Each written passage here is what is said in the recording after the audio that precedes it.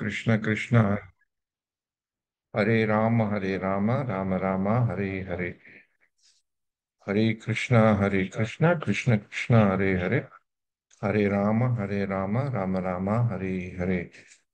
ओम ज्ञानतिमिरान्धस्य ज्ञानाञ्जनशलाकया चक्षुन्मिलितं येन तस्मै श्रीगुरवे नमः। శ్రీ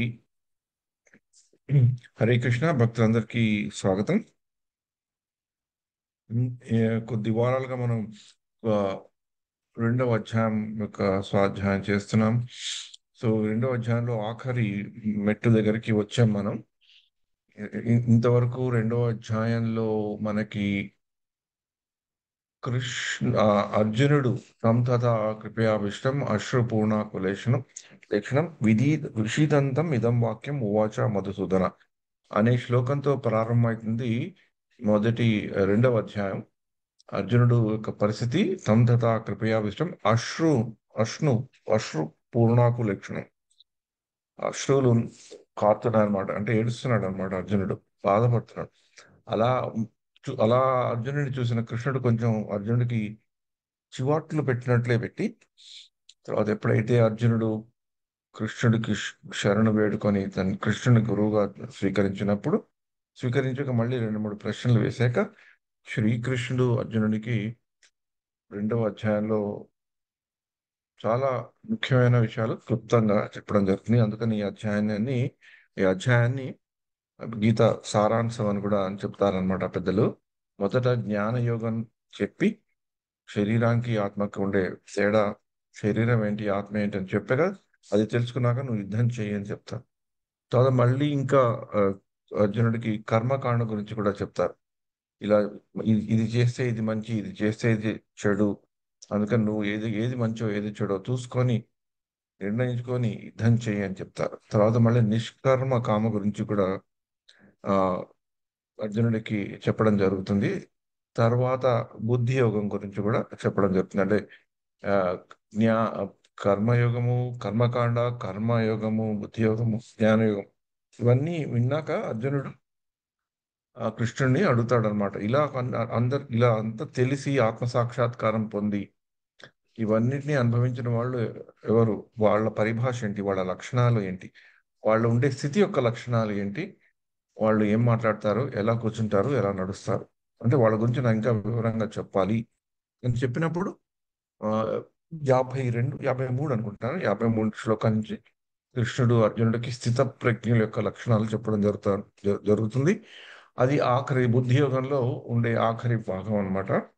దాంట్లో మనం 66వ శ్లోకం వరకు చదువుకున్నాం. ఇవాళ 67 నుంచి 72వ శ్లోకాలకు చదువుకున్నాక మళ్ళీ మనం 66వ శ్లోకానికి వద్దాం. ఎందుకంటే 66వ శ్లోకం ఒక ముఖ్యమైన శ్లోకం కింద చెప్తారు పెద్దలు. ఓకే, సో ఇవాళ మాతాజీ ఎవరు వాలంటీర్ 267. హరే కృష్ణ ప్రభు. హరే కృష్ణ. 67 ప్రభు. యా, యా 267 మాత్రం. ఓకే. ఇంద్రియాణం హి చరతాం యన్మనోను విధీయతే తదస్య హరతి ప్రజ్ఞాం వాయుర్నాం ఇవ వాయుర్నావమి వాంభసి. ఐ థింక్ సంథింగ్ డిఫరెంట్ ప్రభు. మీరు బుక్ పెట్టుకొని చదువుకునే బెటర్ మాత్రం, దీంట్లో కొన్ని అవును తప్పులు ప్రభు, ఉంటాయి. ఇది కొంచెం తప్పుగా అనిపిస్తుంది నాకు. వాయుర్నావమి వాంభసి. వా దీర్ఘ ఈజ్ నాట్ దేర్ ప్రభు, ఐ థింక్. ఎస్ మాతాజీ. ఓన్లీ ఓన్లీ వాయుర్నావం ఇవాంభసి. కరెక్టే ప్రభు. Yeah yeah. Yeah. So only meaning చదవండి మాతాజీ. Meaning and okay. పోయాలి, చిన్న పర్పట్ కాబట్టి ఇది పర్పట్ కూడా చదవచ్చు. యా. ఓకే ప్రభు. చెడు ప్రపాదల ద్వారా శిల్పపాద్ కీ జై. ప్రభు ఇది కొంచెం కర్సర్ తీరా ప్రభు. యా. నీటి అందరి నావను బలమైన వాయువు త్రోసివేయు రీతి మనస్సు దాని యందు లగ్నమైనప్పుడు చరించు ఇంద్రములలో ఒక్కటైనను సరియే మనుజుని బుద్ధిని హరింపగలదు. తాత్పర్యం: ఇంద్రియములన్నీయు శ్రీకృష్ణ భగవాన్ని దివ్యమైన సేవయందు నియుక్తులై ఉండవలను. ఒక్క ఇంద్రియము భోగానుభవములోనున్నను అది భక్తుని ఆధ్యాత్మిక పురోగమనకు మార్గము నుండి దారి మళ్లించగలదు. అంబరీషుని వృత్తాంతములో తెలిపిన రీతి ఇంద్రియములన్నీ కృష్ణ భక్తి ఎందే నియోగింపబడవలెను. అది ఒక్కటియే మనస్సుకు అదుపు చేయుటకు సరి అయిన విధానము. హరే కృష్ణ. ఇక్కడ ఈ అరౌండ్ 7వ శ్లోకం నుంచి ఆల్మోస్ట్ ఎండ్ వరకు అర్జునుడు ఈ స్థిత ప్రజ్ఞల లక్షణాల్లో భాగంగా ముఖ్యంగా ఇంద్రియ ఇంకా ఇంద్రియాల గురించి, ఇంద్రియాల నియంత్రణ గురించి, ఆ ఇంద్రియాల నియంత్రణ ఎలా చేయాలి, చేయకపోతే ఏమైతుంది, వాటి గురించి ఎక్కువ ప్రస్తావన చేయడం జరుగుతుంది. అది మనకి ఈ వచ్చే శ్లోకంలో కూడా కనబడుతుంది.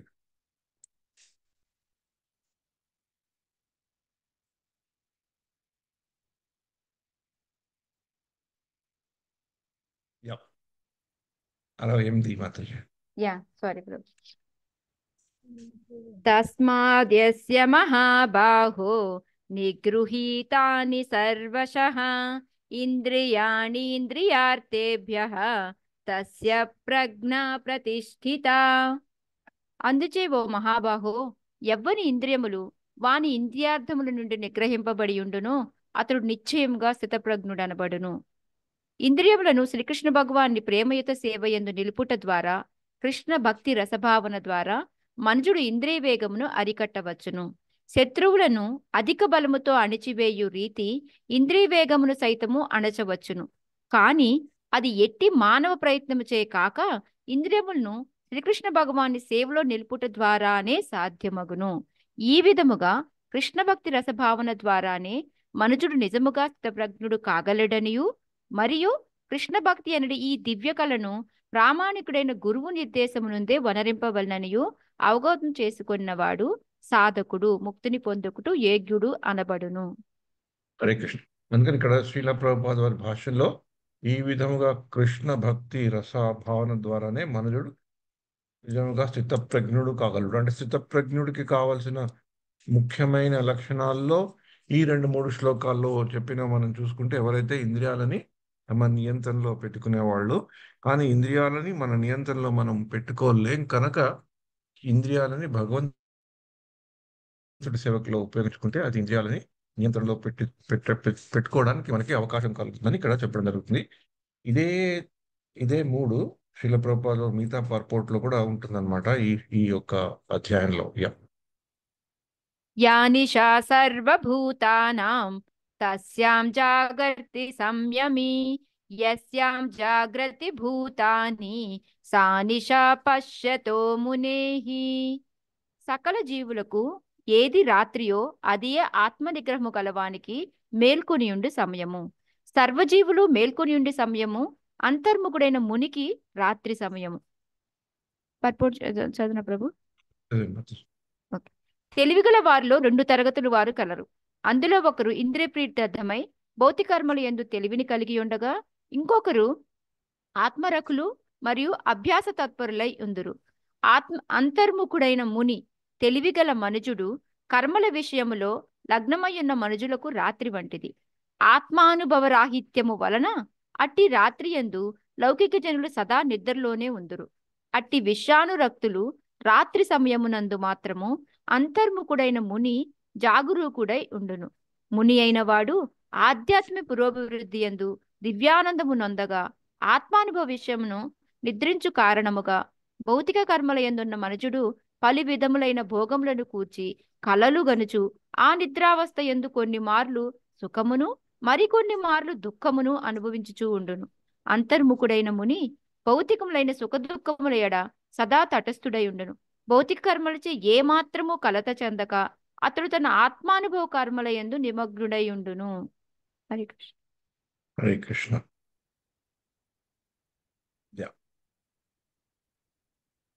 70 చదివాను ప్రభు. యా. ఆపూర్వమాణమచల ప్రతిష్టం సముద్రమాప ప్రవిశంతి యద్వత్ తద్వత్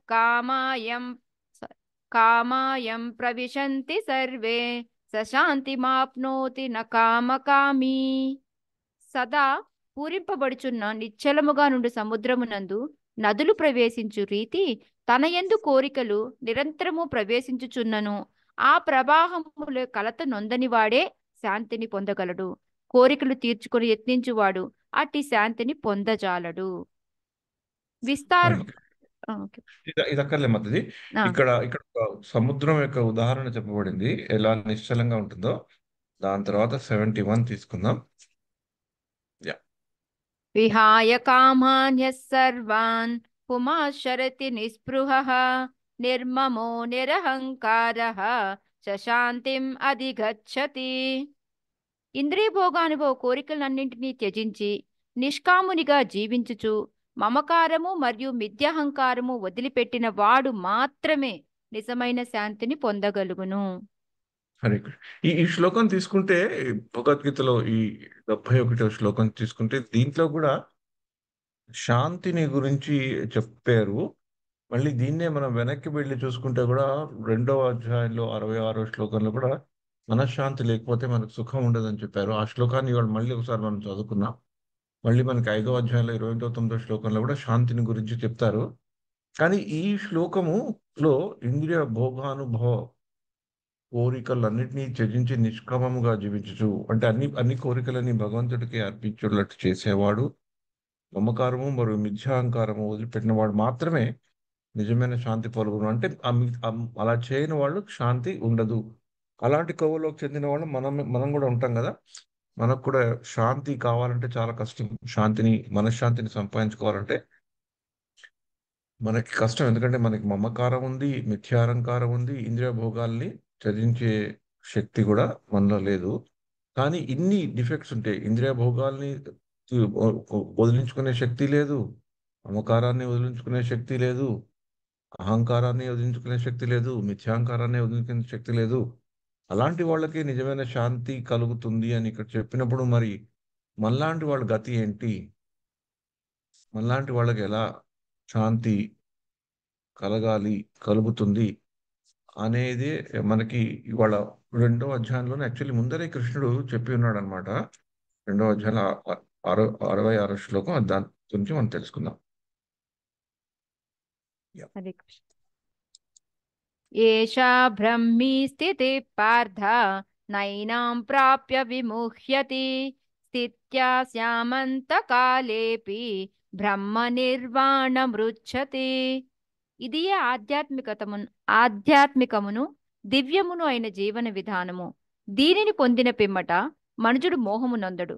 మరణ సమయమునందు ఆ విధముగా స్థితుడైనట్టివాడు భగవద్ రాజ్యమును ప్రవేశింపగలుగును. మరి ఇలాగ ముగుస్తుంది రెండవ అధ్యాయము.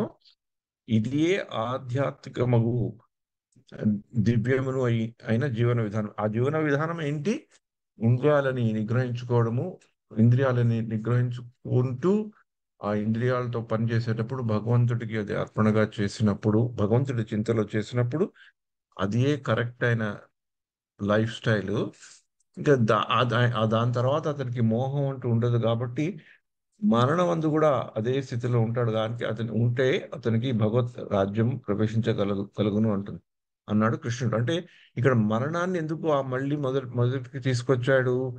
అర్జునుడికి కలిగే బాధ అంతా మరణంతోనే కదా ఇష్యూ. యుద్ధ రంగంలోకి వచ్చి యుద్ధం అనేది చేస్తే, తను యుద్ధం చేస్తే పాండవులు గెలవాలి అంటే కౌరవులని వధించాలి అనే కదా. వాళ్ళు చనిపోతే తనకి ఏం పాపం వస్తుందో, తను అది మంచిదా కాదా, అలా చంపొచ్చా చంపకూడదా అని మరణం అనే టాపిక్ ఒక ముఖ్యమైన బాధ కింద తీసుకునే కదా అర్జునుడు నేను యుద్ధం చేయనని వదిలేస్తాడు. అందుకని మళ్ళీ ఈ యొక్క ఆధ్యాత్మిక జీవనాన్ని అంటే ఆధ్యాత్మిక చింతని నువ్వు మనసులో పెట్టుకుంటే, నువ్వు మరణించినా పర్వాలేదు. మరణించినా ఆ దివ్య స్థితిలో ఉంటావు కనుక నీ ఇంద్రియాలన్నీ భగవంతుడి కొరకు అర్పించి భగవంతుడి సేవలో చేస్తావు గనక, అలాంటి సేవ ఇక్కడ యుద్ధం గనక.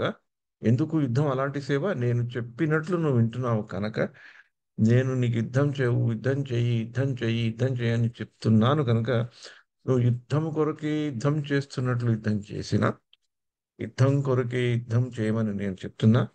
అది నువ్వు పాటిస్తే నీ యొక్క ఆధ్యాత్మిక స్థితి కరెక్ట్గా ఉండి, నువ్వు ఆ ప్రక్రియలో నువ్వు మరణించినా పర్వాలేదు, నువ్వు భగవద్ రాజ్యానికి వస్తావు, నువ్వు నా దగ్గరికి వచ్చేస్తావు, నువ్వేం కంగారు పడక్కర్లేదు.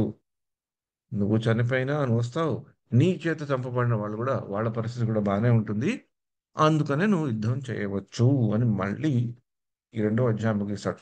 ఇంత చెప్పినా కూడా మళ్ళీ ఈ మూడో అధ్యాయం బిగినింగ్ లో మొదట్లో అర్జునుడికి ఇంకో మళ్ళీ అదే సందేహం వస్తుంది. మళ్ళీ నువ్వు కర్మ అని చెప్తున్నావు, యుద్ధం అని చెప్తున్నావు, ఏది ఏది వాళ్ళని చంపాలని చెప్తున్నావు, కర్మ చేయమని చెప్తున్నావు, భక్తి చేయమని చెప్తున్నావు, ఏది ఇంపార్టెంట్ ఏది కరెక్ట్ అని మళ్ళీ చెప్పమని చెప్తాడు. అందుకని అక్కడ కర్మయోగంలో మూడో అధ్యాయంలో ఇంకా ఈ యొక్క మాటని విస్తారంగా వివరించడం జరుగుతుంది.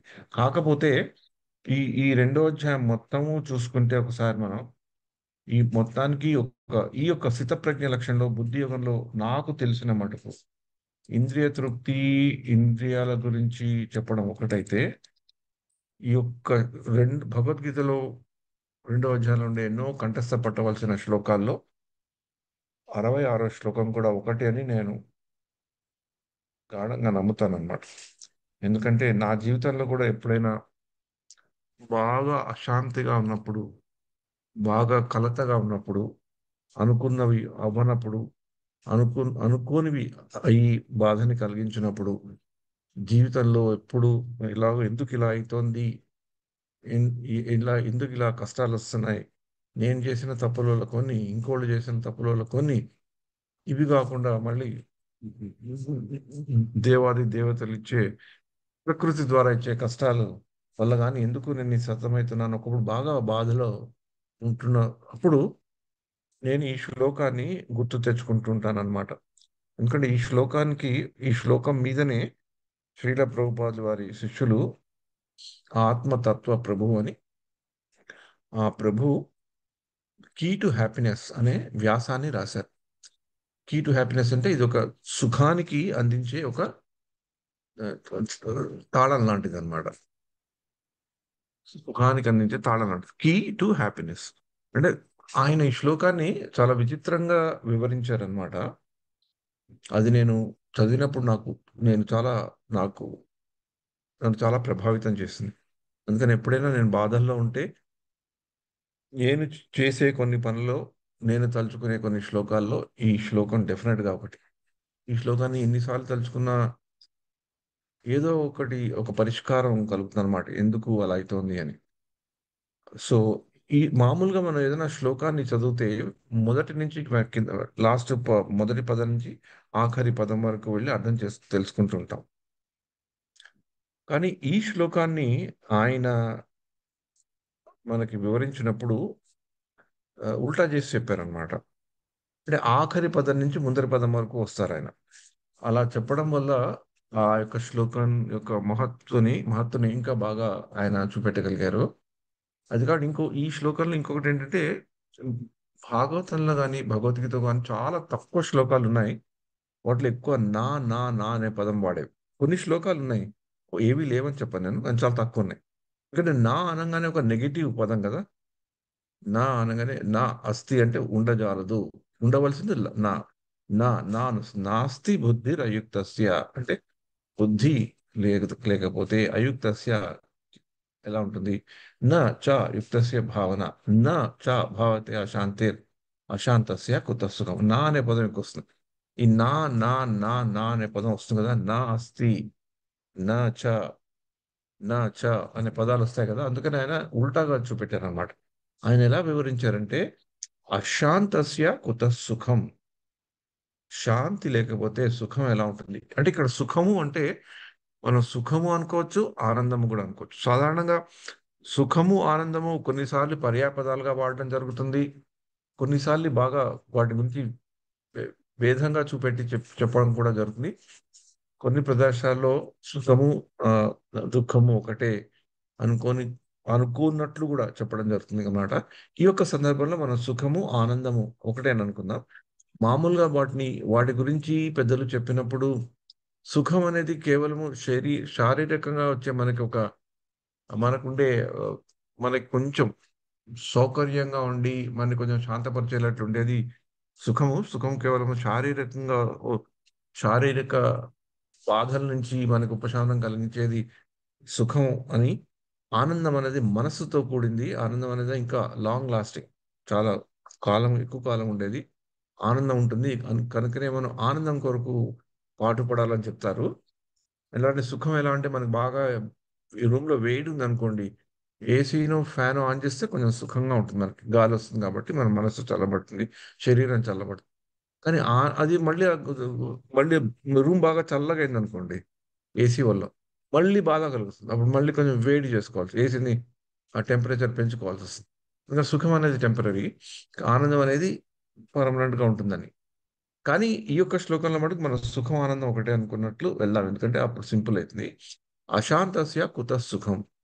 అంటే మనకి ఎన్ని జీవితంలో ఎన్ని ఉన్నా కూడా మన చుట్టూ శాంతి అంటే మనకి శాంతి, మనశ్శాంతి అనేది లేకపోతే సుఖం అనేది ఎక్కడా ఉండదు. ఇప్పుడు ఆ శాంతి గురించే కదా ఇందాకటి శ్లోకంలో చెప్పారు. ఏం చెప్పారు?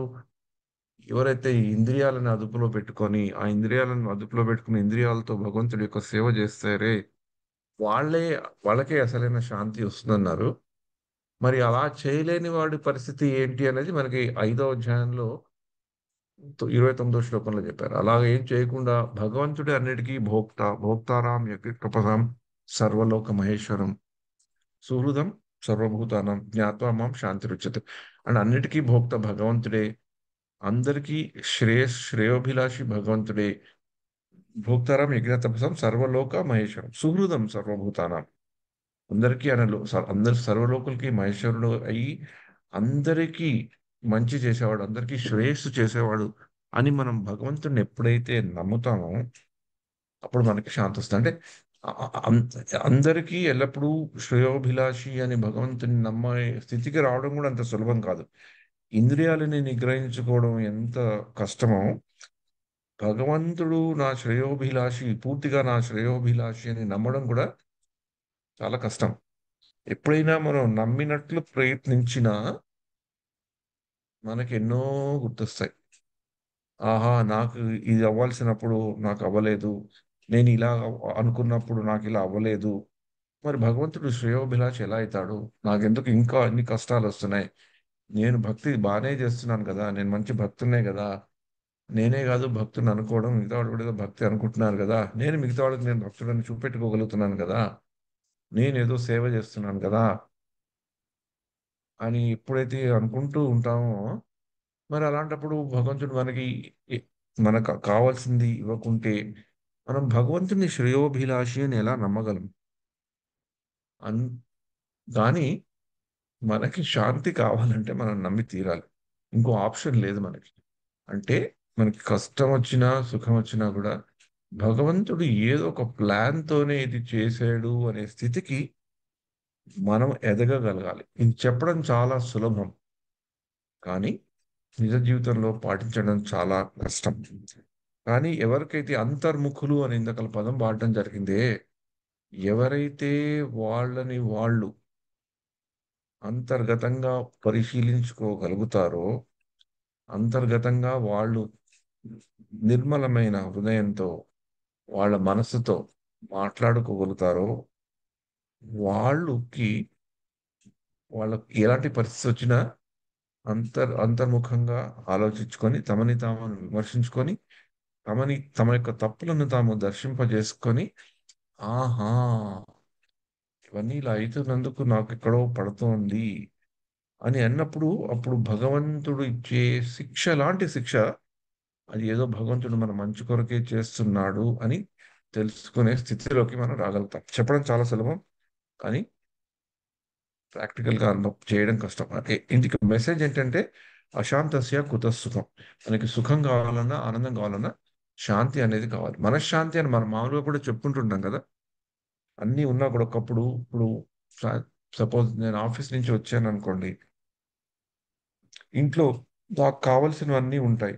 నవ్వుతూ ఆహ్వానించే భార్య, చక్కగా ఏదో సాయంత్రం టిఫిన్, పలహారం చేసి పెట్టిన భార్య, ప్రేమతో చల్లగా ఉండే ఇల్లు, కంఫర్టబుల్‌గా సుఖంగా ఉండే ఇల్లు అంతా బానే ఉంటుంది.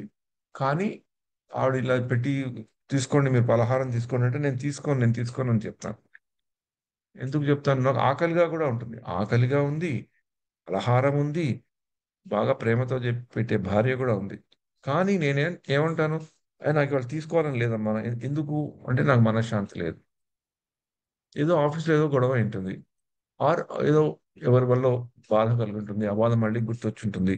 అంటే ఆ శాంతి అనేది లేకపోతే మనకి సుఖం ఇచ్చేవి మన దగ్గర చుట్టూ ఉన్నా కూడా వాటిని మనం ఉపయోగించుకోలేం. అందుకనే శాంతి అనేది ఈ సుఖం అనే పదార్థం అనేది అనుకుంటే శాంతి అనేది చాలా ముఖ్యమైన రెసిపీ. అందుకని ఆ శాంతిని ఎలా పట్టుకోవాలి అని మనం తెలుసుకోవాలి. ఈ యొక్క ఇంద్రియ నిగ్రహాన్ని, ఆ ఇంద్రియాలను అణిచివేసి ఇంద్రియ నిగ్రహంతో భగవంతుని మన ఇంద్రియాలు అన్నిటినీ భగవత్ సేవలో అర్పించగలుగుతామంటే అది కూడా చాలా కష్టం. దీంట్లో ఈజీ మార్గం ఏంటంటే భోక్తారాం యజ్ఞ తపసాం సర్వలోక మహేశ్వరం. భగవంతుడు శ్రేయోభిలాషి నాకు అని మనం ఎప్పుడైతే మనకు ఆ విశ్వాసం ఎంతంత పెరుగుతుంటుందో అంతంతంత శాంతి మనకి వస్తుంది. స్థితప్రజ్ఞులు అనేవాళ్ళు ఇంద్రియాలని నిగ్రహం పెట్టుకొని ఇంద్రియాలని భగవంతుడి సేవలో అర్పించగలుగుతారు. మన స్థితప్రజ్ఞ స్థితిలో లేం కదా. అందుకనే మరి అలాంటి మనస్తత్వాన్ని, అలాంటి మెంటాలిటీని మనం ఎలా పెంచుకోగలుగుతాం అంటే చాలా మంది ఆ, భక్తులు, చాలా మంది ఆ స్కాలర్స్ అంటారు కదా, పండితులు, వాళ్ళ ఎన్నో విధాలుగా ఎంతో పరిశోధన చేసి చేసి చేసి వాళ్ళకు కూడా అంతు పట్టట్లేదు అనమాట. అంత పట్టలేదు చాలా చాలా మటుకు. కొన్ని కొన్ని సలహాలు సూచనలు మటుకిచ్చి జీవితాన్ని ఇలా మలుచుకుంటే శాంతి అనేది వస్తుంది. అంటే ఇంటికి రాగానే ఎంతో కలతగా వచ్చినా ఇంటికి రాగానే ఇంట్లో ఏదైనా ఆల్టర్ ఉంటే ఆల్టర్ దగ్గరికి వెళ్ళి దండం పెట్టుకోవడం. లేకపోతే ఆ, గురువు మనకి ఎవరైనా ఆధ్యాత్మిక గురువు ఉంటే వాళ్ళ దగ్గరికి వెళ్ళి దండం పెట్టుకోవడం. కొంచెం అలాంటి చిన్న చిన్న ప్రక్రియలు చేయడం వల్ల కొంచెం మనశ్శాంతితో రాకపోయినా అప్పుడు కొంచెం మనశ్శాంతి అనేది ఎక్కడొక్కడ భగవంతుడు కల్పిస్తాడు. కానీ దీనిని బాగా విచారణ చేయాలి అని అని తలుచుకున్న కొంతమంది ఏం చేశారంటే మరి ఈ షా భగవంతుడికి అందరూ వెళ్ళి ప్రార్థిస్తారు కదా. ఇందాక నేను చెప్పిన ఉదాహరణ అయితే అన్నం తినను, పలహారం చేయను, నాకు శాంతి లేదు, మనస్సు ఏదో కలతగా ఉంది చెప్పిన వాడిని. కానీ అలాంటి వాళ్ళు ఆర్థో అర్థార్థి జిజ్ఞాసు జ్ఞానిచ, ఈ నలుగురు రకాల వ్యక్తులు ప్రార్థన అయితే చేస్తారు కదా భగవంతుణ్ణి. కానీ ఈ నలుగురు కోవల్లో ఉన్నవాళ్ళు కానీ, ఈ నాలుగు కోవల్లో ఉన్నవాళ్ళు కానీ, మిగతా కోవల్లో ఉన్నవాళ్ళు కానీ భగవంతుడిని ఎందుకు ప్రార్థిస్తారు? భగవంతుడి యొక్క ప్రార్థనకు దిగినప్పుడు గుళ్ళో కానీ ఇంట్లో కానీ వాళ్ళు ఏం ప్రార్థిస్తుంటారు? ఇంతమంది ఇన్ని రకాల మనుషులు ఉన్నారు కదా. ఏదైనా ఒక కామన్ మినిమం ప్రోగ్రామ్ అంటాం కదా. ఇప్పుడు అంటే ఏదైనా అందరి ప్రార్థనలో ఏదైనా కామన్ ఎలిమెంట్ ఉందా? ఆ కామన్ ఎలిమెంట్ ఏది ఉన్నా ఆ కామన్ ఎలిమెంట్ అందరికీ కొన్ని ఆ, ఆ, అందరూ చేసే ప్రార్థనలు మనం తీసుకొని వాటిని చర్న్ చేస్తే, చిలికితే ఏదైనా ఒకటి రెండు ప్రార్థనలు ఏమైనా వస్తాయా అని అనుకొని చాలా ఏళ్ల క్రితం, చాలా కాలం క్రితం క్రిస్టియన్ మిషనరీ వాళ్ళు, క్రైస్తవ మతానికి చెందిన వాళ్ళు చర్చిలకి ఎందుకు మనుషులు వెళ్తారు, వెళ్ళి ఏం చేస్తారు అనే దాని మీద వాళ్ళు రీసెర్చ్ చేయడం మొదలుపెట్టారు. రీసెర్చ్ చేస్తూ వాళ్ళకి ఒకటి అర్థమైంది ఏంటి అంటే చర్చికి ప్రార్థన చేయడానికి వెళ్తారు. మనం ఎట్లయితే గుడికి ప్రార్థన చేయడానికి వెళ్తామో వాళ్ళు చర్చికి ప్రార్థన చేయడానికి వెళ్తారు. మరి వీళ్ళు చర్చిలోకి వెళ్తే వాళ్ళు ఏం ప్రార్థన చేస్తారు అని వాళ్ళకి డౌట్ వచ్చినారు. ఏం ప్రార్థన చేస్తారని ఎలా తెలుసుకోవడం? ఇలాంటివి తెలుసుకోవాలంటే కొంచెం సర్వే లాంటిది చేయాలి కదా. అలా చర్చిలకు వచ్చిన వాళ్ళు వందల వేల మందిని వాళ్ళు వివిధ దేశాల్లో వివిధ ప్రాంతాల్లో వాళ్ళు ఏం చేశారంటే, మీరు చర్చికి ఎవరైనా వెళ్తుంటే వాళ్ళని ఆపి, సార్ మీరు ఎందుకు వెళ్తున్నారండి చర్చికి అంటే, మేము ప్రార్థన చేయడానికి వెళ్తున్నారు. మరి మీరు ఏం ప్రార్థన చేస్తారు, ఏం ప్రార్థన చేస్తారు? మేము ఇది ప్రార్థన చేస్తాం, ఇది ప్రార్థన చేస్తాం అంటే కొన్ని వాళ్ళు రాసుకొని దాంట్లో ముఖ్యమైన పాయింట్లు, ఆ ముఖ్యమైన పాయింట్లు అన్ని చేసుకొని కొన్ని వందల వేల చర్చెస్ లో అన్నిటిని తెలుసుకొని ఆ ఆ ఆ యొక్క ఇన్పుట్ ని ఇంతమంది ఇన్ని వేల మంది ఇచ్చిన ఎందుకు వాళ్ళు చర్చికి వెళ్తారు, ఎందుకు భగవంతుని వెళ్తారు, ఏం ప్రార్థిస్తారు అనేది ముఖ్యం. అలా వాళ్ళు చేసి కొన్ని వేల ఒపీనియన్స్, అభిప్రాయాలు, ఆ అభిప్రాయాలనండి, ఉద్దేశాలనండి, ఏదనండి అవన్నీ వాళ్ళు వాటి సంగ్రహించాక వాటిలన్నిటిని వాళ్ళు చూసి వాళ్ళు అది చిలికాక వాళ్ళకి ఈ అన్ని ప్రార్థనలలో ఎలాగైతే అందరూ చర్చికి వచ్చి ప్రార్థిస్తారో 3 లైన్స్ ఉన్న ఒక ప్రార్థన మటుకు చాలా శక్తివంతంగా కనబడింది అనమాట. ఈ మూడు లైన్ల ఉన్- మూడు లైన్లతో ఆ దగ్గరగా ఉండే ప్రార్థన భగవంతుడికి అర్పించే ప్రార్థనలో అతి ముఖ్యమైన ప్రార్థన అని వాళ్ళకి తేలింది. ఎందుకంటే కొన్ని వేల మంది దగ్గర వాళ్ళు ఈ ఈ సమాచారాన్ని స్వీకరించారు కనుక, ఆ స్వీకరించిన సమాచారం ప- చాలా ప్రామాణికం కదా. ఇది ఇది శాస్త్రాల్లోంచి రాకపోయినా మనుషులలోంచి వచ్చింది, వాళ్ళ భావోద్వేగాల్లోంచి వచ్చింది కాబట్టి, వాళ్ళ భావజాలం వచ్చింది కాబట్టి దీనికి కూడా ఒక ప్రామాణికత అంటూ ఉంటుంది. దాంట్లో ఆ ఆ ఏంటి ఆ 3 లైన్ల ప్రేయర్స్ అని వాళ్ళకొస్తే, ఏ ఏ ఏ ప్రార్థన అయితే చాలా శక్తివంతంగా ఉంటుంది అని తెలుసుకోవాలనుకుంటే వాళ్ళకి 3 లైన్స్ వచ్చాయి. 3 లైన్స్ 3 లైన్స్‌తో పాటు ప్రే చేసేవాళ్ళు చాలా పవర్‌ఫుల్ ప్రేయర్ అని వాళ్ళకి అర్థమైందన్నమాట. ఏంటి అంటే మొదటి లైన్ అంటే look back and thank God. మన జీవితంలో మనం వెళ్తున్న జీవితంలో వడివడిగా నడుస్తున్న జీవితంలో ఒకసారి ఆగి వెనక్కి తిరిగి నిస్సందేహంగా సంకోచం లేకుండా భగవంతుడా థ్యాంక్స్, ధన్యవాదాలు. నువ్వు నాకు ఇచ్చినందుకు థ్యాంక్స్. నువ్వు అది ఫస్ట్ అది చెప్పుకోవాలని చెప్పారు. Look back and thank God. చెప్పడం చాలా సులభం. మీరు ఎప్పుడైనా ట్రై చేయండి, ప్రయత్నించి. Look back and thank God కూర్చొని భగవంతుడా ధన్యవాదాలని చెప్పేసరికే మనకి ఎన్నో భగవంతుడు మనకి ఇవ్వనివి గుర్తొస్తాయి. భగవంతుడు ఎన్నో మనకి ప్రతికూల పరిస్థితుల్లో పెట్టిన దృశ్యాలు మనకు గుర్తొస్తాయి. కానీ ఇది రోజు చెప్పుకోవడం వల్ల, రోజు చెప్పుకోవడం వల్ల, రోజు చెప్పుకోవడం వల్ల ఏమైందంటే మనకి మనం వెనక్కి తిరిగి మన మనసుని కొంచెం అదుపులో పెట్టుకొని look back and thank God, భగవంతుడా ధన్యవాదాలు అని మనం మనశ్శాంతితో చెప్పుకున్నప్పుడు, చెప్తుంటే అప్పుడు మనకి భగవంతుడు ఇచ్చినవి ఎక్కువ కనబడతాయి. భగవంతుడు మనం ఇవ్వలేదనుకుంటున్నామే అవి మనలో తగ్గిపోతాయి. అప్పుడు మన ప్రార్థనలో పవిత్రత అంటుంటుంది. ఇక్కడ కూడా అలానే అది మనశ్శాంతిని కలిగించాలంటే అలాంటి ప్రార్థన ఒకటి. తర్వాత ఏం ప్రార్థించారు, ఏ లైన్ అంటే look around and feel God. చుట్టూ మన చుట్టూ ఉండే పరిస్థితులను చూసుకొని భగవంతుడు మనకి కనబడుతున్నాడా లేదా, భగవంతుడి యొక్క ఉనికి మనకి కనబడుతుందా లేదా, భగవంతుడు ఉండే ఆ పరిస్థితి, ఆ భగవంతుడి యొక్క ఆ ప్రభావం మనకి కనబడుతుందా లేదా అని ఒకసారి చూసుకోమన్నారు. అందుకనే కదా మన ఇళ్లలో కూడా ఒక ప్రదేశంలో ఒక చిన్న మందిరం లాంటిది పెట్టుకోవడము, లేకపోతే కొందరికి బాగా వసతి ఉంటే ఒక రూమ్ లోనే మందిరం లాంటిది పెట్టుకోవడము. ముఖ్యంగా అంతర్జాతీయ కృష్ణ భావనామృత సంస్థలో ఉన్న వాళ్ళు ఇళ్లలో తప్పకుండా ఒక మందిరం అంటూ ఉంటుంది. అందుకని మనం ఎవరైనా భక్తుల ఇంటికి, సత్సంగుల ఇంటికి వెళ్తే మనం చూసేది వంట ఎంత పెద్ద టీవీ ఉంటుంది, ఎంత మంచి సోఫాలు ఉన్నాయని చూడకుండా మీ ఇంట్లో మందిరం ఎక్కడుందని అడుగుతాం కదా. అక్కడికి వెళ్ళి ఆ మందిరంలో ఉండే అక్కడ విగ్రహాలకి విగ్రహాలకు దండం పెట్టుకొని రావడం ఒక ఆనవాయితీ లాగా తయారవుతుంది కదా. అది శ్రీల ప్రభుపాద వారు అంతర్జాతీయ కృష్ణ భావనామృతంగా ప్రపంచ వ్యాప్తంగా చేసిన ఒక విప్లవం అనేది చెప్పుకోవాలి. ఏ సాంప్రదాయంలో కూడా అలాగా అంత ఉండదు. ఎంత చిన్న ఇండ్లలో ఉన్న వాళ్ళు కూడా ఏదో ఒక చిన్నది ఒక ఒక మందిరం అంటూ ఒక ముఖ్యమైన స్థానంలోనే పెట్టుకోవడం జరుగుతుంది. అది ఎందుకు అలా ఒక మందిరం లాంటిది ఉన్నా, భగవంతుడి మూర్తిని చూసినా, భగవంతుడి యొక్క విగ్రహాన్ని చూసినా అది మనకి భగవంతుడి యొక్క ఉనికిని గుర్తు తెస్తుంది. ఆ మందిరంకు ఉండే ప్రాముఖ్యత, మందిరం మనకి చేయవలసిన దాంట్లో అది చాలా ముఖ్యమైనది. భగవంతుడు ఒక ఉనికిని తీసుకుంది. ఎంత మనం కొంచెం కోపంతో ఉన్నా, ఎంతో ఎవడి మీద విసుగుతో ఉన్నా, ఎంతో వాడిని అసహించుకుంటున్నా, మనం ఒక్కసారి మందిరం దగ్గరికి వెళ్తే ఎందుకో అవన్నీ కొంచెం పక్కన పెట్టి ఒకసారి దండం పెట్టుకోవాలనిపిస్తుంది భగవంతుడు. అంటే ఆ ఒక్క క్షణంలో, ఆ క్షణిక కాలమైన అట్లీస్ట్ మనలో కొంచెం సత్వ బుద్ధి అనేది కలుగుతుంది. దానివల్ల కూడా మనకు కొంచెం శాంతి అనేది పెరుగుతుంది. Look around and feel God. అంటే మనం చుట్టూ చూస్తూ భగవంతుడు మనకి కనబడుతున్నాడు అంటే భగవంతుడి యొక్క శక్తి, భగవంతుడి యొక్క అనుభూతి, భగవంతుడి యొక్క ప్రభావం మనకి కనబడుతుందా లేదా అని మనం చూసుకోవాలి. అలా మనసుతో, కళ్ళతో చూడవచ్చు, మనసుతో చూడవచ్చు.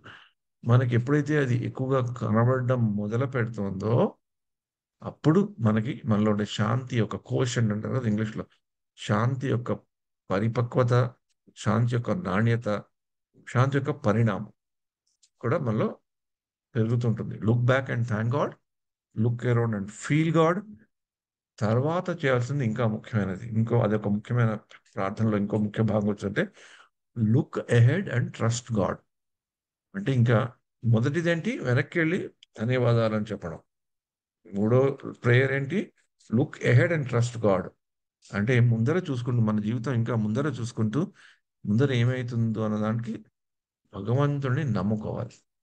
భగవంతుడికి నిజంగా నిస్వార్థంగా, నిరపేక్షంగా, భగవంతుడికి ఒక నిర్మల హృదయంతో ధన్యవాదాలని ఏ స్థితిలో అయినా చెప్పుకునేవాడు, ఏ స్థితిలో అయినా భగవంతుడి యొక్క ఉనికిని గ్రహించగలిగేవాడు,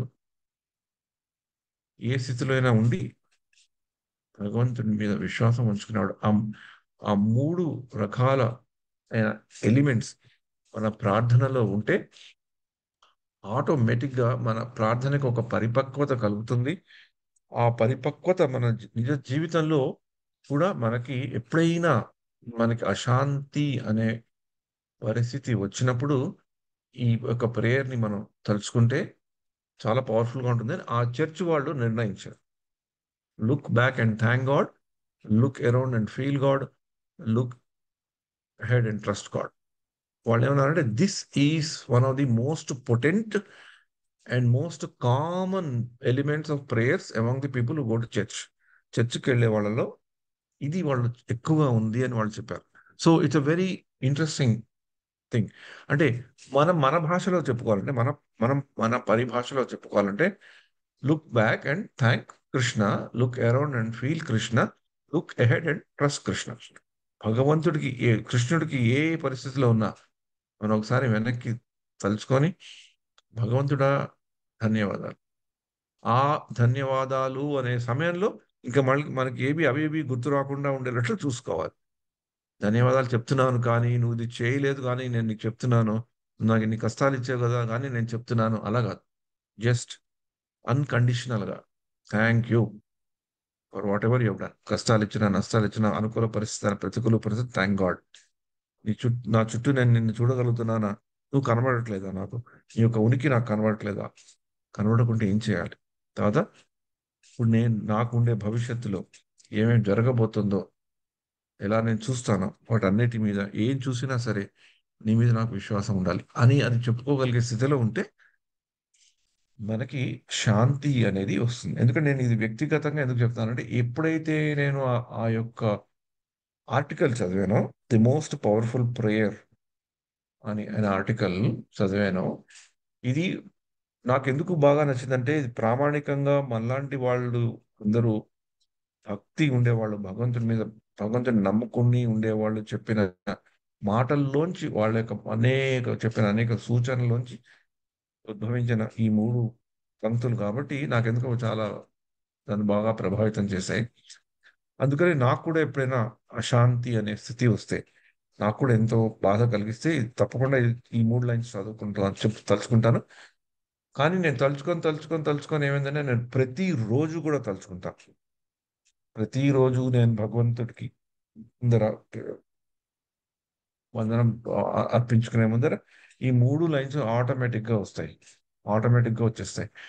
దానివల్ల నాకేమైనా చాలా ప్రభావం అయిందంటే అయింది, తప్పకుండా నేను చెప్పగలుగుతాను అయిందని. కానీ నేను ఇంకా పూర్తిగా దాన్ని 100% ఆచరించగలుగుతున్నానా అంటే లేకపోవచ్చు, లేదు కూడాను. కానీ ఎప్పుడో అప్పుడు నెమ్మదిగా ఆ ఇంకా స్వచ్ఛమైన భావనతో ఈ యొక్క ప్రార్థనని నేను భగవంతుడికి సమర్పించుకోగలుగుతాననే ఆశ అయితే ఒకటి ఉంది డెఫినెట్ గా. అందుకని ఇది ఎందుకు చెప్తున్నానంటే, ఇక్కడ అలాంటి ప్రార్థనలు చేయటం వల్ల మనకి శాంతి అనేది వస్తుంది. భగవంతుడి మీద విశ్వాసము, భగవంతుడికి ధన్యవాదాలు చెప్పుకోవడం, భగవంతుడి యూనికిని చూడడం. మరి అలాంటి శాంతికి ఈ శ్లోకంలో ఏం చెప్పారు, శాంతి లేకుంటే అశాంతస్య కుత సుఖం, శాంతి లేకుంటే సుఖం లేదు. అందుకని మనం శాంతిని పట్టుకునే మార్గం చెప్పాలి. ఇప్పుడు నేను ఈ క్రైస్తవులు వెళ్ళి వాళ్ళ యొక్క దాంట్లో ప్రార్థనలో బట్టి వచ్చి తెప్పించుకునే శాంతి గురించి చెప్పాను. కానీ కృష్ణుడు ఇక్కడ ఈ శ్లోకంలోనే అవే ఇంకొక విధంగా చెప్తున్నారు. నచ భావయుత శాంతి అన్నాడు. అంటే భావం అనేది లేకపోతే, అంటే భగవంతుడి యందు ఒక ఒక ఒక సంబంధము, ఒక రిలేషన్షిప్ అంటాం కదా, భగవంతుడితో మనకు ఒక సంబంధము, వ్యవహారం లేకపోతే శాంతి ఎలా వస్తుంది అంటే, లుక్ బ్యాక్ అండ్ భగవంతుడిని వెనక్కి తిరిగి ధన్యవాదాలు చెప్పుకోవడము, భగవంతుడి ఉనికిని చూడడము, భగవంతుడి మీద విశ్వాసం పెంచుకోవడం అనేది అలా చేసుకుంటే భగవంతుడికి మనకి ఒక సంబంధం అంటూ ఏర్పడుతుంది. భగవంతుడు ఎవరు, మనం ఎవరం, భగవంతుడికి మనకుండే సంబంధం అది ఇంకా ఇంకా పరిపక్వత చెందుతుంది కాబట్టి, అది ఎంత పరిపక్వత చెందుతుంటే మనం పూజించే భగవంతుడితో మనకు ఒక సంబంధం అంటూ ఏర్పడుతుంది. అంటే భగవంతుడి మీద భయం కన్నా భగవంతుడు అంటే మనకి ప్రేమ కలుగుతుంది. భగవంతుడు అంటే మనకి విశ్వాసం కలుగుతుంది. ఎందుకంటే ముందర చూసుకొని భగవంతుడి మీద విశ్వాసం ఎందుకు పెంచుకోవాలి? మనకి భగవంతుడి మీద విశ్వాసం ఎంత పెరుగుతుంటే భగవంతుడు అంటే అంత భయం తగ్గుతుంది. భగవంతుడి మీద మనకి భగవంతుడు అంటే భయం అని ఉంటుంది రెండు రకాలు. ఒక రకమైన భయం ఏదో నేను ఇలా చేయకపోతే, నేను ఇవాళ కొబ్బరికాయ ఆరోగ్యం ఇవ్వకపోతే, నేను ఇంకేదో ఇవ్వకుంటే భగవంతుడు కోపం వచ్చేస్తుందో, నేను ఇవాళ ప్రార్థన చేయకపోతే భగవంతుడు ఎక్కడ కోపం వచ్చేస్తుందో, నేను ఈ ఈ ఈ దేవతకి పూజ చేస్తే ఆ దేవత కోపం వస్తుందా, అదొక భయం అయితే మనకి. ఇంకో భయం ఏంటంటే భగవంతుడు మన నిజంగా రక్షిస్తాడా, మనకి నిజంగా శాంతి ఇస్తాడా అనే భయం. ఇవ్వడేమో, ఇవ్వలేడేమో, ఇవ్వాలనుకోలేదేమో, ఇవన్నీ డౌట్స్ వస్తాయో మనకి, దానివల్ల కూడా మనకి భయం కలుగుతుంది. ఆ భయంతో మనకి ఎప్పుడైతే ఎవరినైతే భయంతో మనం అప్రోచ్ అవుతామో మనకి ఆ భావస్థితి మనకి రాదు. ఆ సంబంధం అనేది పరిపక్వత చెందదు. ఎప్పుడైతే మనం ఫ్రీగా వెళ్ళి వాళ్ళతో ఉండగలుగుతామో అప్పుడు వాళ్ళకి మనకి ఉండే లావాదేవీల మధ్య, వాళ్ళకి మనకి ఉండే సంబంధం వల్ల ఆ సంబంధాన్ని మనం నిలుపుకోగలగాల, ఆ సంబంధాన్ని మనం పెంపొందించుకోగలగాల అనే దీన్ని బట్టి మనకి భావం అంటే ఏర్పడుతుంది. ఇంకో వ్యక్తి మీద మనకు నమ్మకం పైన, ఒక వ్యక్తి మనకి నచ్చకున్నా, మనం ఎంత ప్రయత్నించినా ఆ కృత్రిమంగా ఆ వ్యక్తి ఎడ మనకి ఆ ప్రేమ అనేది రాదు. ప్రేమ రాదు, ఒకప్పుడు చికాకు కూడా అనిపిస్తుంది. కానీ అదే మనం భగవంతుడితో ఎప్పుడైతే ఆ సంబంధం పెట్టుకుంటామో, మనం భగవంతుడు అంటే మనకు ఒక రకమైన గౌరవం, ఆ గౌరవంతో వచ్చే ప్రేమ, ఆ ప్రేమతో వచ్చే భక్తి, ఆ భక్తితో వచ్చే భావం. నచ భావయుత శాంతి అశాంతస్య కుత సుఖం. ఎప్పుడైతే ఆ భావం అంటూ వస్తే శాంతి అనేది వస్తుంది. ఆ శాంతి అనేది వస్తే సుఖం వస్తుంది. మరి ఆ భావం రావాలి అంటే ఏం చేయాలయ్యా? నచ యుక్తస్య భావన. యుక్తి అనేది నచ యుక్తస్య భావన, నచ అయుక్తస్య నచ అయుక్తస్య భావన అన్నారు. అంటే మరి ఆ కృష్ణ భావన లేని అంటే యుక్తి అనే పదానికి శ్రీల ప్రభుపాద వారు పలు పలు విధాలైన అర్థాలు చెప్పారు. ఒక దాంట్లో యుక్తి అని వస్తే, యుక్తి అనే మాట కేవలం కృష్ణ భావనామృతాన్నే సూచిస్తుందని ఒక విషయంలో చెప్తే, యుక్తి మీన్స్ కృష్ణ కాన్షియస్నెస్ అని చెప్పడం అయితే, యుక్తి అంటే మనకి మనం చేయవలసిన పనుల్లో మనకుండే దక్షత, స్కిల్ అంటాం కదా. ఏది చేయాలో తెలిసిన వాడు యుక్తి ఉంటేనే కదా అది చేయగలుగుతాడు. వాట్ అనేది జ్ఞానం, నాలెడ్జ్. హౌ అనేది స్కిల్. కేవలము నాకు ఇలా దోశ ఇలా చేయాలి, ఈ పిండి ఇలా చేయాలి, ఈ పిండిని తెచ్చుకొని పెనం మీద వేయాలి అనేది ఒకటైతే దోశను చేయడంలో, కానీ అది పెనం వేసాక దాన్ని ఎలా చాకచక్యంతో ఎంత నెయ్యి వేయాలి, నెయ్యి వేసాక ఎప్పుడు దోశను టింగని తీసి మళ్ళీ ఇలా వెనక్కి వేయాలి అనేది ఎప్పుడు తెలుస్తుంది? హౌ అనేది అంత స్కిల్ అంటారు. నాలెడ్జ్ అంటే మనకి చదివితే వస్తుంది, వింటే వస్తుంది. స్కిల్ అనేది, యుక్తి అనేది చదివితే పూర్తి జస్ట్ చదువుతూనే రాదు, వింటేనే రాదు. దేంతో వస్తుంది? ప్రాక్టికల్. అందుకనే కదా మనకి మామూలుగా కాలేజీలోను పాఠాలు చెప్పేటప్పుడు ప్రాక్టికల్స్ అని కూడా ఉంటాయి. ముఖ్యంగా ప్రొఫెషనల్ కాలేజెస్ అయితే ఇంజనీరింగ్, డాక్టర్లు అలాంటి కాలేజెస్ అయితే లాయర్లు, అలాంటి ప్రొఫెషనల్ కాలేజెస్ అయితే ఈ ప్రాక్టికల్స్ ఇంకా జోరుగా ఉంటాయి. ఎందుకంటే చదివిందే కాదు, అర్థమైంది ఎలా ఉపయోగించాలో తెలుసుకోవడం అనేది స్కిల్.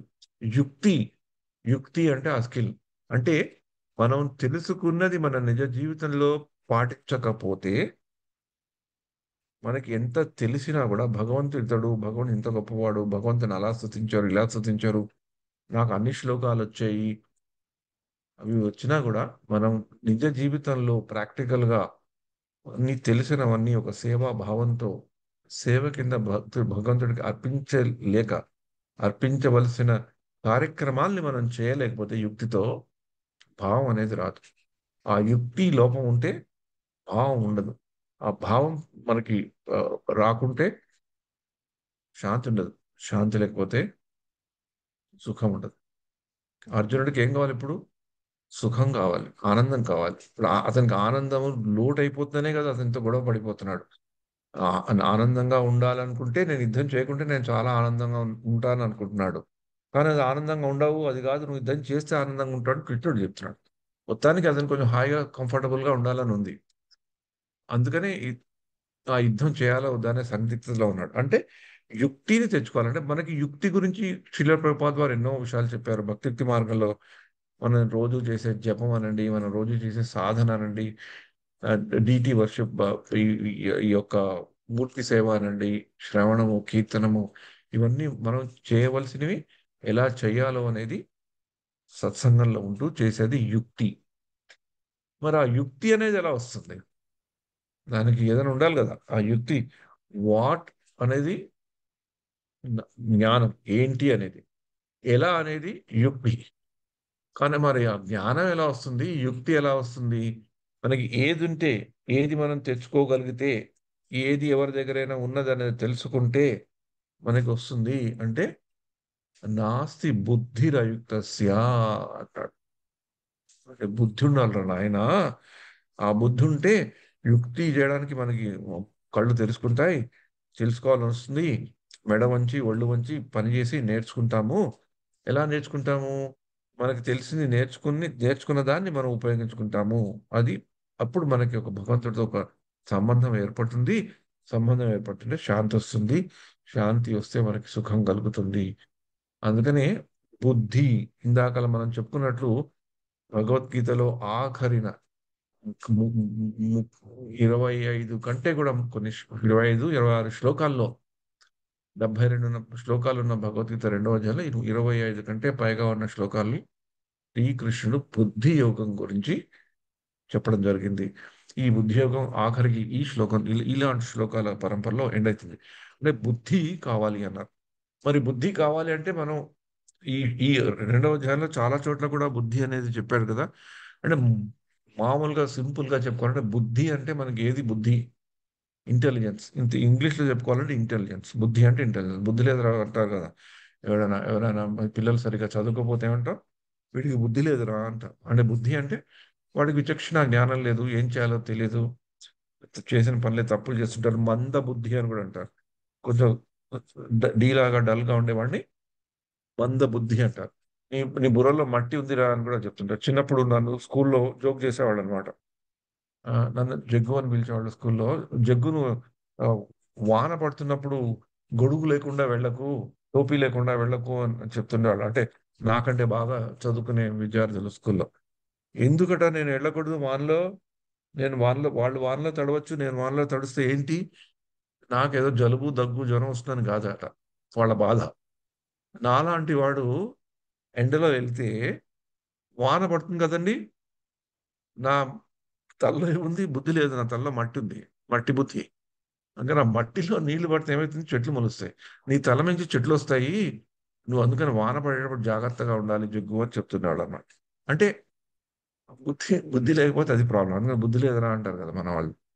కానీ బుద్ధి చాలా ముఖ్యం. మన భౌతిక జగత్తులో కూడా బుద్ధి ముఖ్యం, ఆధ్యాత్మిక జగత్తులో ఇంకా ముఖ్యం. మరి ఆ బుద్ధి ఎలా సంపాదించుకోవాలి అంటే మనకి ఈ రెండవ అధ్యాయంలోనే మనం మళ్ళీ ఒకసారి వెనక్కి వెళ్తే, మొదటి బుద్ధి భక్తి మార్గంలో మొదటి బుద్ధి అంటే భగవంతుడు భగవద్గీత ద్వారా మనకి అర్జునుడికి ఏం చెప్తున్నాడో అది కొంచెమైనా విని దాని మీద విశ్వాసం ఉండేది నడిపించుకుంటే మన జీవితం, అది మొదటి బుద్ధి. అందుకనే కృష్ణుడు అర్జునుడికి ఏం చెప్తున్నాడు ఆ బుద్ధి పాఠంగా మనకి రెండవ అధ్యాయంలో 41 శ్లోకం ముందర వస్తుంది. యుద్ధం కొరకు యుద్ధం చేయమంటున్నాడు. నువ్వేమీ పట్టించుకోకు, కేవలం యుద్ధం కొరకు యుద్ధం చేయి. నేను చెప్తున్నాను కనుక నువ్వు యుద్ధం చేయి. నీకు యుద్ధం చేయాలనుకున్న ఇష్టం లేదు, యుద్ధం చేయాలని కూడా మనసు ఒప్పట్లేదు, కానీ యుద్ధం కొరకే యుద్ధం చేసేసాను. అక్కడ వాళ్ళు గెలుస్తావా ఓడతావా అని ఆలోచిస్తారు. అంటే భగవంతుడు చెప్పింది, అంటే భగవంతుడు కానీ భగవంతుడి ఆ ఆ ఆ ప్రతినిధులైన ఆచార్యులు చెప్పినవి చేయాలి, చేస్తే మంచిది, చేస్తే మంచిదేమో, ఒకసారి ప్రయత్నిద్దాం, ఒకసారి ట్రై చేద్దాం. కొన్నిసార్లు మనకి ఫలితం కనిపించకున్నా కొంచెం కొంచెం మళ్ళీ ఒకసారి కింద పడి లేచి ట్రై చేద్దాం అనేది ఉంది. అది మొదటి బుద్ధి. మొదటి బుద్ధి మంచి బుద్ధి. ఆ బుద్ధి లోపించడం వల్లనే మనకి మనకి భగవంతుడి మీద ఉండవలసిన విశ్వాసం ఉండదు.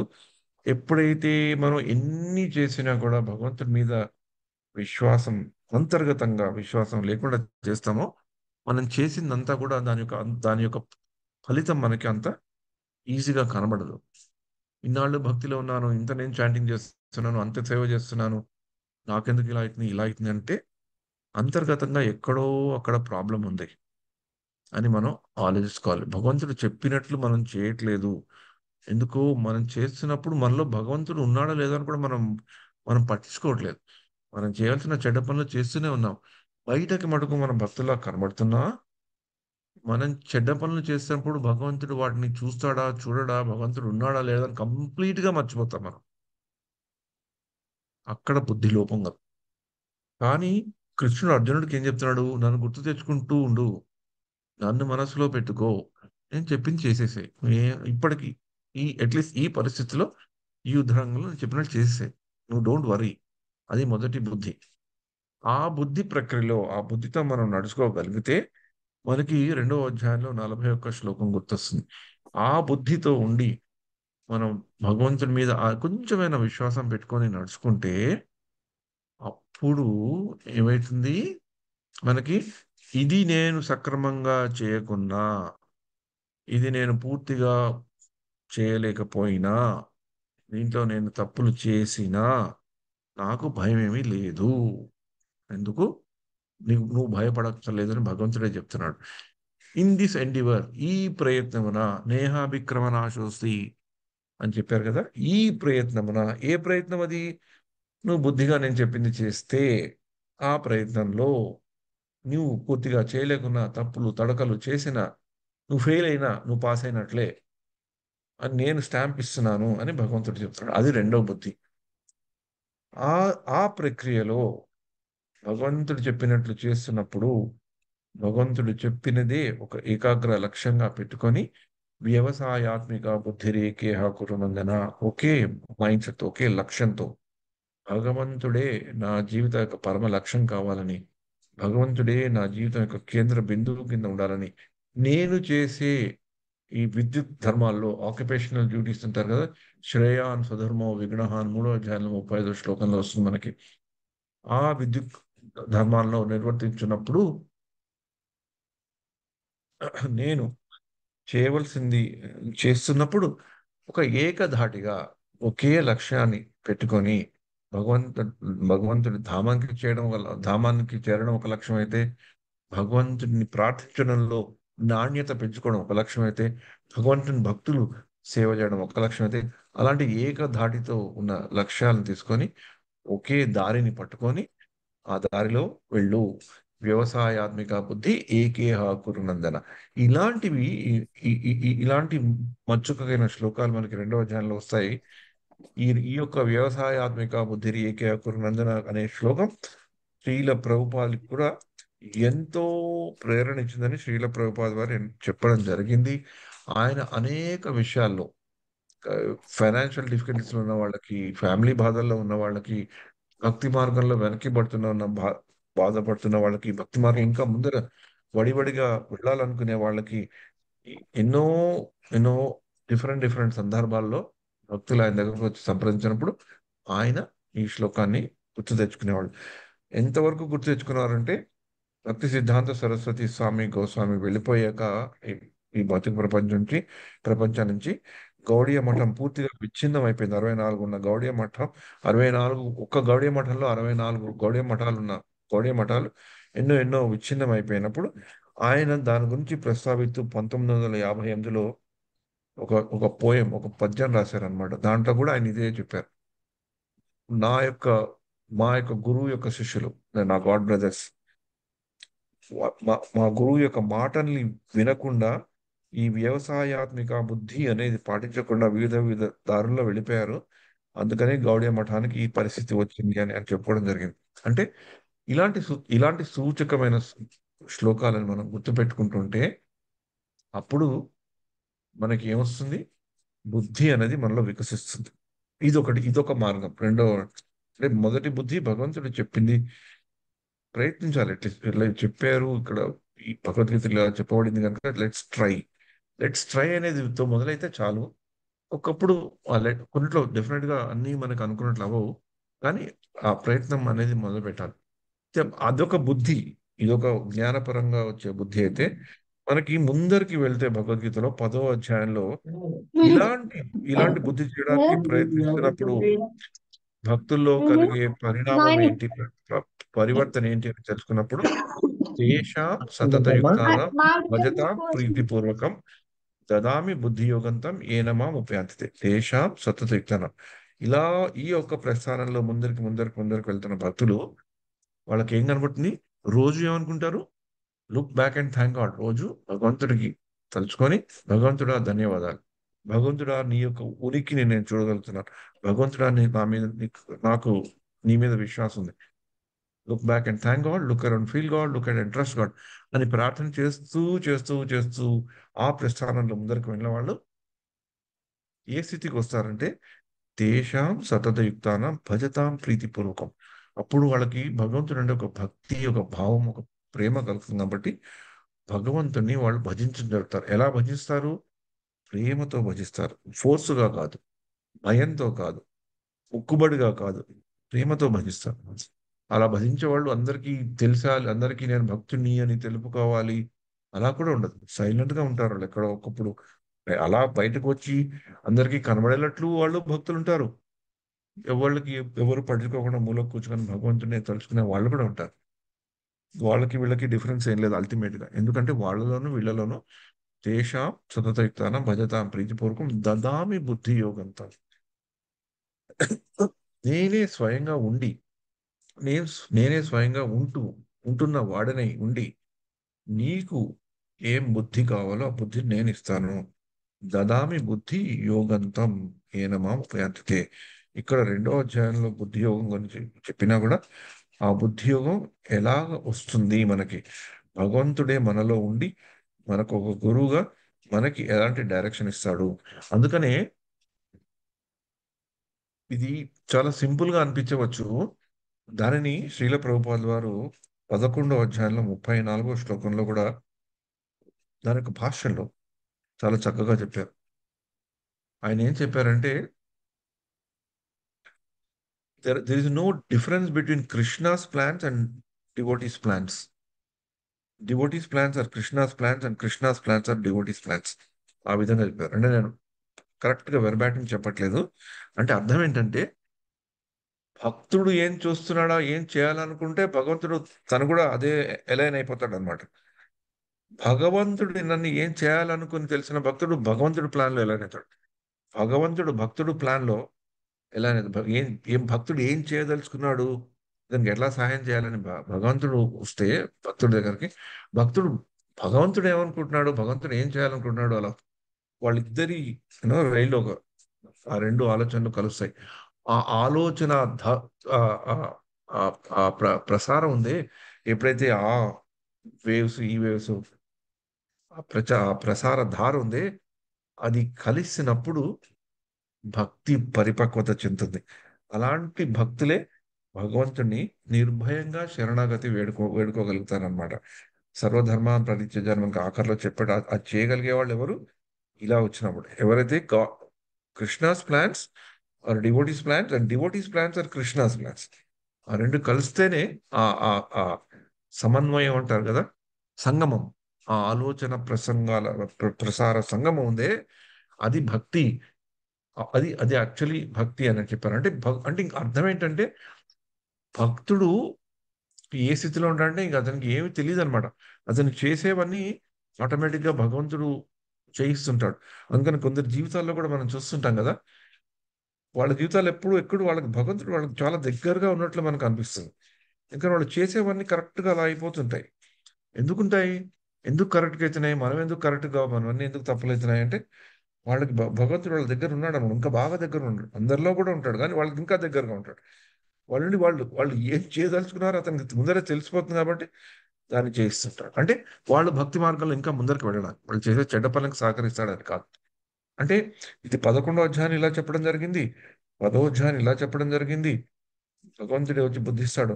ఆ బుద్ధి కలగడం వల్ల నాస్తి బుద్ధిరయుక్తస్య, ఆ బుద్ధి రావడం వల్ల యుక్తి అనేది వస్తుంది. నాస్తి బుద్ధిరయుక్తస్య నచ అయుక్తస్య భావన, నచా భావిత శాంతి, అశాంతస్య కుత సుఖం. సుఖం కావాలంటే శాంతి కావాలి. శాంతి కావాలంటే భావము, ఒక సంబంధము ఉండాలి భగవంతుడితో. ఆ భావం కావాలంటే యుక్తితో, భక్తి యుక్తి సేవ అంటారు కదా, ఆ సేవ చేయగలగాలి. ఆ సేవ కలగాలి అంటే బుద్ధి కావాలి. బుద్ధి కావాలంటే భగవంతుడు చెప్పింది వినాలి. అప్పుడు మనకు వచ్చేది అల్టిమేట్ గా శాంతి, ఆ శాంతి వల్ల వచ్చే సుఖం. అందుకని ఈ యొక్క భగవద్గీతలో 2వ అధ్యాయంలో 66వ శ్లోకం దీని గురించి అంతా రాయడం జరిగింది. దాన్ని కీ టు హ్యాపీనెస్, తాళం లాంటిది అనమాట. ఆ తాళం చెవిని తీయాలి అంటే, సుఖం అనే తాళం మనం తెరవాలి అనుకుంటే ఈ యొక్క శ్లోకం చాలా ఇంపార్టెంట్. అంటే మన నిజ జీవితంలో కూడా మనం ఈజీగా అవలంబింపాలి అంటే దీన్ని తలుచుకోవాలి. దీని మీద ధ్యానిస్తుండాలి. ఎప్పుడైనా మనకి ఏదైనా కష్టము, మనకి బాగా కష్టపడి రోజు మామూలుగా ఉండే చిన్న చిన్న కష్టాలు వదిలేస్తే, వాటిని పక్కన పెడితే, బాగా ఎప్పుడైనా తీవ్రమైన కష్టాల్లో ఉన్నప్పుడు నాకు ఈ కష్టం ఎందుకు వస్తుంది అని మనం తలుచుకుంటే, ఎక్కడో అక్కడ మన ఈ లింక్ ఉందే, శాంతి, భావము, యుక్తి, బుద్ధి, ఈ ఆ లింక్ లో ఎక్కడో అక్కడ బ్రేక్ వస్తుంది.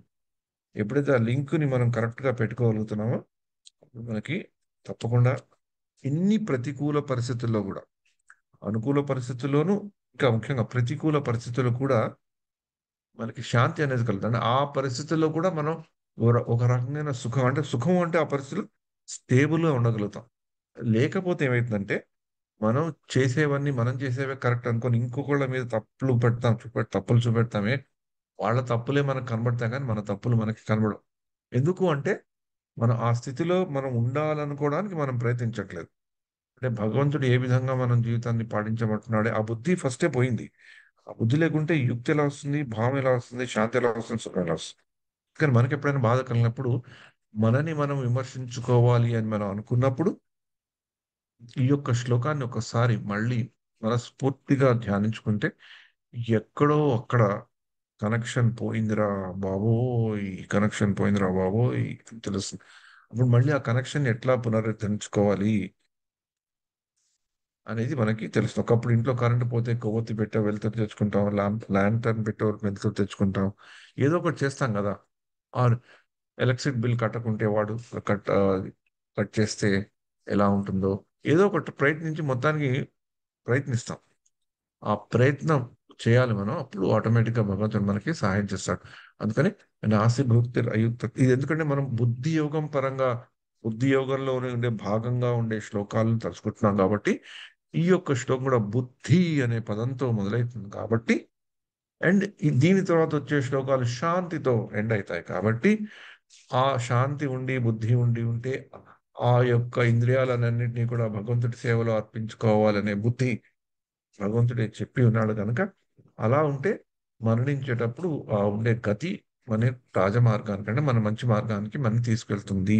అంటే మనకి ఉన్నతమైన ఎగ్జిట్, మంచి ఎగ్జిట్ వస్తుంది. అంటే మన మంచి ఎగ్జిట్ కొరకే కాదు ఇది, మనం బతుకుంటున్నప్పుడు కూడా మనకు ఉండాలి కదా ఏదో ఒకటి, లేకుంటే బండి నడవదు కదా. అందుకని ఈ యొక్క శ్లోకం చాలా ఇంపార్టెంట్ కాబట్టి నేను కొంచెం వివరంగా చెప్పడం జరిగింది. వ్యక్తిగతంగా కూడా ఇది నాకు చాలా చాలా తోడ్పడిన శ్లోకం. నేను దీన్ని చాలా సార్లు ఉపయోగించుకున్న శ్లోకం. ఇప్పటికీ అప్పుడప్పుడు చాలా బాధలో ఉన్నప్పుడు నేను మళ్ళీ తలుచుకుని, ఎందుకు నాకు వస్తుందంటే ఎక్కడో ఒకటి దానికి సొల్యూషన్ కనబడుతుంది అనమాట. ఎప్పుడు కనబడుతుంది ఈ శ్లోకంతో పాటు? ఎప్పుడైతే మనం మనస్ఫూర్తిగా look back and thank Krishna, look around and feel Krishna, look ahead and trust Krishna, వెనక్కి తిరిగి భగవంతుడికి మనస్ఫూర్తితో ధన్యవాదాలు, నేను ఇంకేం అడదలుచుకోలేదు, నీకు నేను ధన్యవాదాలు చెప్పుకుంటున్నాను, కృతజ్ఞత భావం ఉంది నాకు, నువ్వు ఏదైతే చేసావో, ఏవేవి చేయలేదో వాటి మీద కూడా నాకు కృతజ్ఞత భావం ఉంది. నీ యొక్క ఉనికిని, నీ యొక్క అనుభూతిని నా చుట్టూ నేను చూసుకోగలుగుతున్నాను.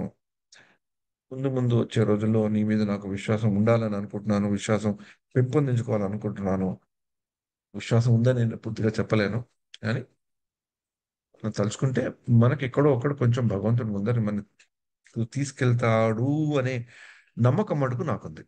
ఎందుకంటే నేను దాన్ని కళ్ళారా చూశాను కనుక, అనుభవించాను కనుక కొంచెం కొంచెం అది నేను విశ్వాసంతోనే చెప్తున్నాను. కేవలం ఏదో మాట్లాడడానికి మాట్లాడట్లేదనే ఆ యొక్క కాన్ఫిడెన్స్ మటుకు నాకు ఉంది. హరే కృష్ణ కృష్ణ కృష్ణ హరే హరే, హరే రామ రామ రామ హరే హరే. దీంతో మనం 2వ అధ్యాయం పూర్తి చేశాము.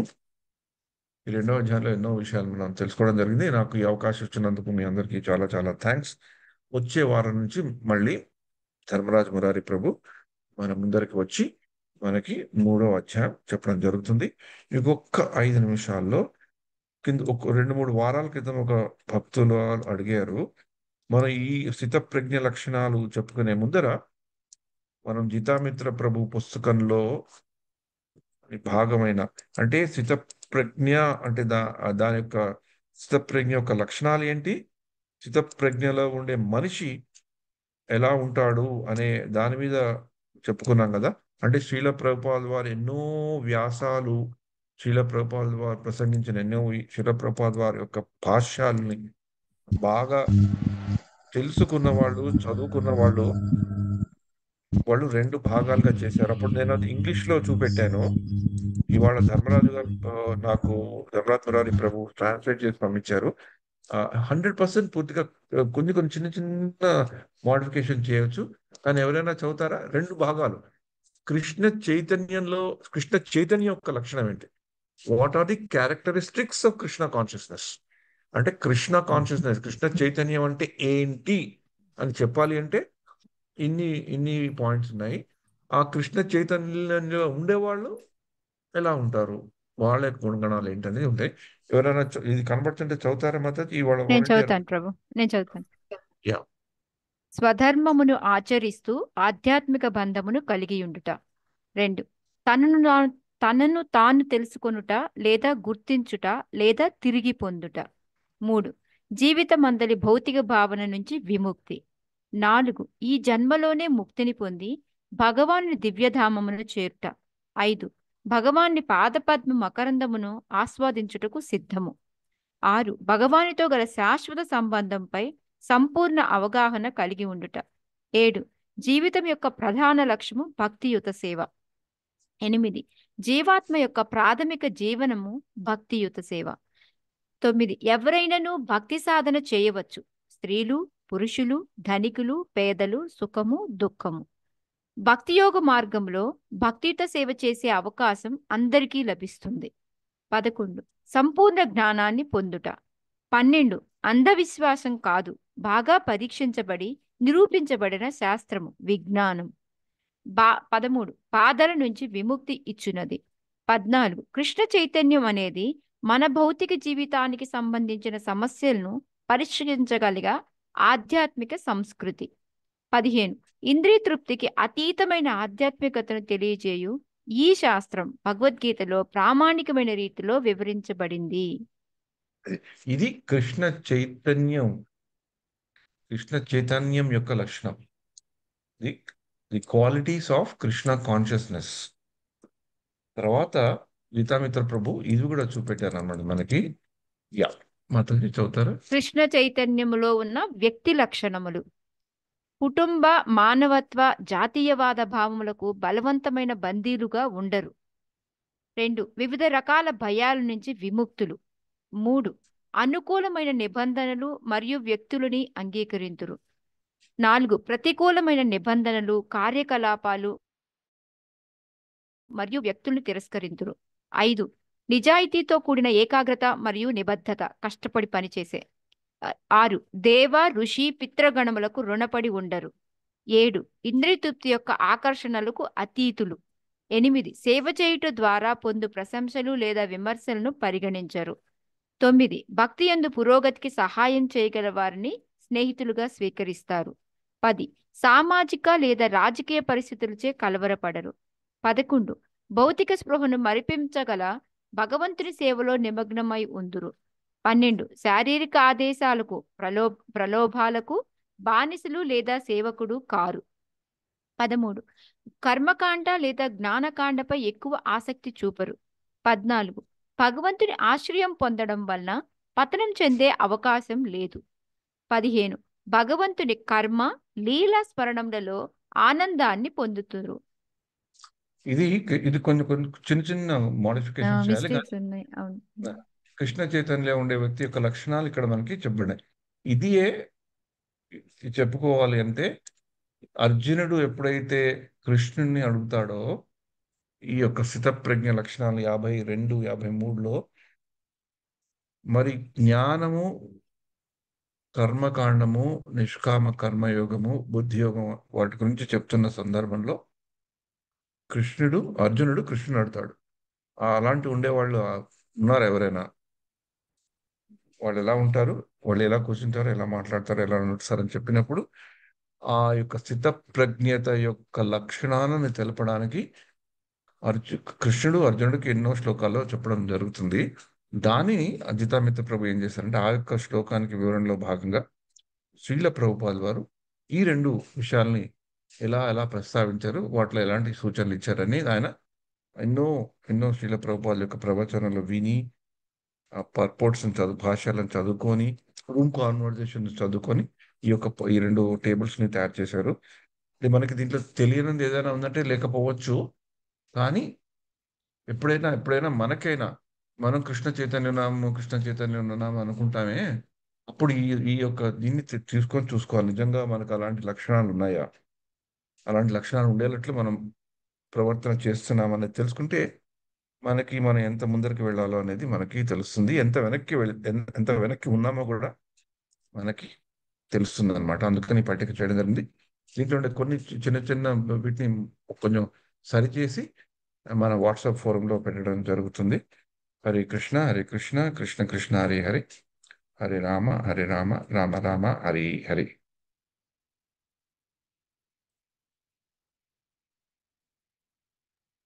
హరే కృష్ణ ప్రతిన భక్తులందరికీ ఎవరికైనా ఏమైనా సందేహాలు ఉంటే అడగచ్చు.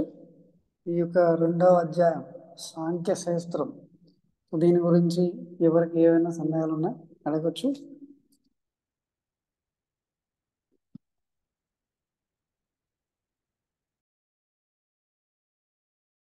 ఈ లక్షణాలు కొద్దిగా షేర్ చేయరా ప్రభుజీ? ఎస్ మాతాజీ, దీంట్లో కొన్ని కొన్ని మార్పులు చేయవలసి ఉంది. అది చేసాక నెక్స్ట్ వీక్ పంపిస్తాం Mataji. Thank you. Yeah.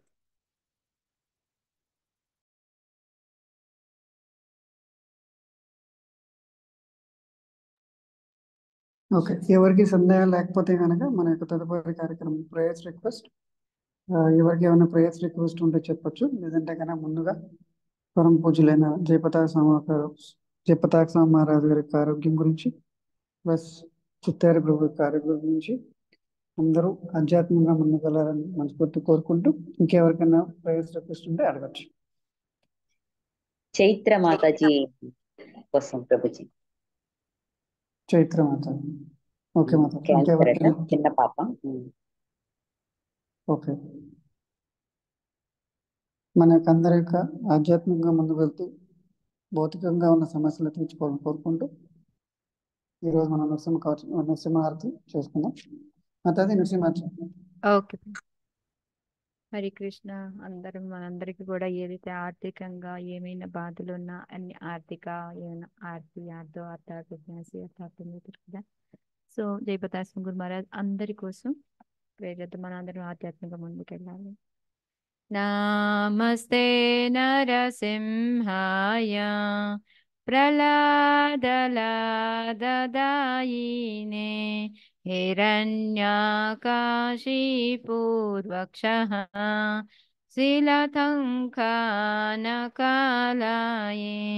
యతో నసింహో పరతో నసింహో యతో యతో Yami తతో నసింహో బహిర్నసింహో హృదయే నసింహో నరసింహమదిం శరణం ప్రపదే తవ కరకమలవరేణకా మద్భుత శృంగా दलिता हिरण्यकशिपु तनुभृङ्गा केशवधुरता नरहरिरूपा जय जगदीश हरे जय जगदीश हरे जय जगदीश हरे जय नरसिंहदेव जय नरसिंहदेव जय नरसिंहदेव जय नरसिंहदेव जय लक्ष्मी नरसिंह जय लक्ष्मी नरसिंह जय लक्ष्मी नरसिंह जय लक्ष्मी नरसिंह जय नर हरि जय नर हरि जय नर हरि जय नर हरि जय प्रहलाद महाराज जय भक्ता प्रहलाद जय प्रहलाद महाराज जय भक्ता प्रहलाद निताय गौर हरि बोल हरि बोल हरि बोल निताय गौर हरि बोल निताय गौर हरि बोल हरि बोल हरि बोल निताय गौर हरि बोल हरि बोल हरि बोल हरि बोल हरि बोल हरि बोल हरि बोल हरि बोल हरि बोल विघ्ननाशक नरसिंहदेव भगवान की जय। भक्त शिरोमणि प्रहलाद महाराज की जय। निताय गौर